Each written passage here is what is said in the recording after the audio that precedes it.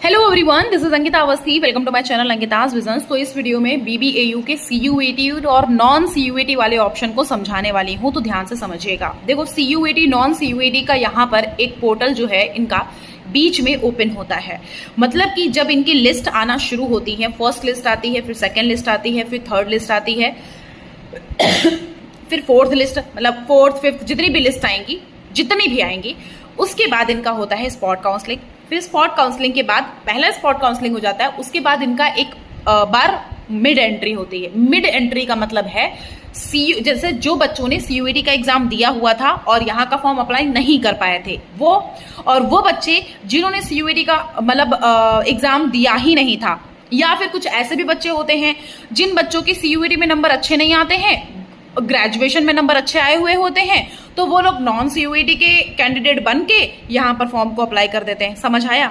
मतलब सीयूईटी अगर आपने दिया होगा, अगर आप यहाँ का फॉर्म अप्लाई नहीं कर पाए, तो आपको एक मौका दिया जाता है मिड एंट्री का कि यहाँ पर अपना फॉर्म अप्लाई करो और आप यहाँ पर एडमिशन लो। ठीक है, आपकी कुछ सीट्स यहाँ पर अवेलेबल हैं। और अगर आप लोगों ने यहाँ पर सीयूईटी के नंबर अच्छे नहीं आए, तो कुछ लोग तो स्ट्रेटेजी खेलते हैं कि सीयूईटी के नंबर अच्छे नहीं आए और ग्रेजुएशन के नंबर अच्छे आ गए, तो उन्होंने नॉन सीयूईटी का फॉर्म अप्लाई कर दिया कि भाई हमने सीयूईटी दिया ही नहीं है, हमने ग्रेजुएशन आपको दे दिया है, आप हमारे ग्रेजुएशन के मार्क्स पे मुझे सीट दे दीजिए। और कुछ एक्चुअल में नॉन सीयूईटी होते हैं जिन्होंने सीयूईटी का जो एग्जाम है वो दिया ही नहीं होता है, तो वो बच्चे भी यहां पर अप्लाई कर सकते हैं।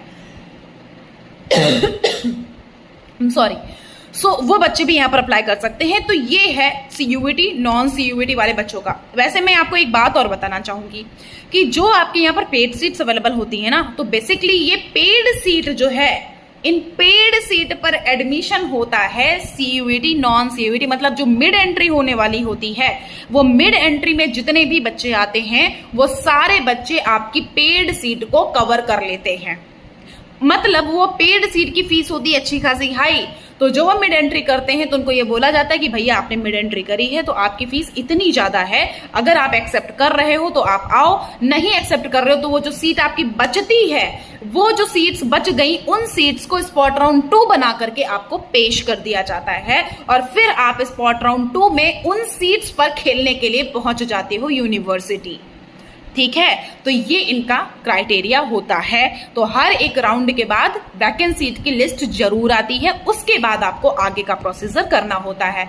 तो मैं सब कुछ बताऊंगी। मुझसे कांटेक्ट करने के लिए, कॉल पर बात करने के लिए इंस्टाग्राम पर मैसेज करो, अंकिताज विजन्स के नाम से पेज है। और अगर आपके पास नहीं है तो मेल आईडी ankitaavasthi2016@gmail.com है, वहां पर मैसेज कर सकते हो। And all the very best. बिल्कुल परेशान मत होना, मैं हूं।